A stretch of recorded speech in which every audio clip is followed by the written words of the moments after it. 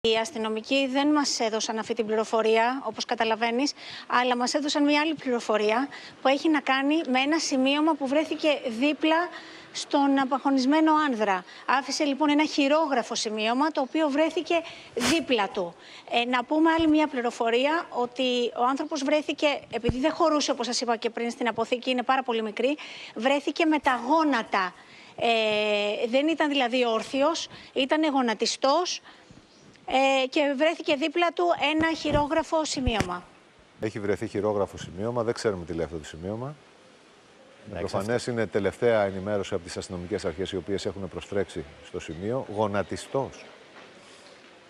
Κοιτάξτε τώρα, εντάξει, προφανώς ο κύριος Ντούγκας πριν, επειδή έτσι χρησιμοποίησε τον όρο αυτό, είχε αυτή την πληροφορία του χειρόγραφου σημειώματος.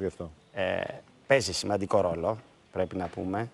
Σε αρκετές περιπτώσεις δηλαδή, όταν υπάρχει σημείωμα, είναι κατευθύνει προς μία, εν πάση περιπτώσει, προς ένα είδος θανάτου, το οποίο όμως, ξαναλέω, πρέπει να επιβεβαιωθεί. Δεν το παίρνουμε εκ των προτέρων δεδομένο. Και μετά, βέβαια, εάν υπάρχει οποιαδήποτε αμφιβολία, μην ξεχνάμε ότι σε ένα χειρόγραφο σημείωμα μπορεί να υπάρξει και γραφολογική μελέτη που μπορεί να επιβεβαιώσει εάν είναι από τον ίδιο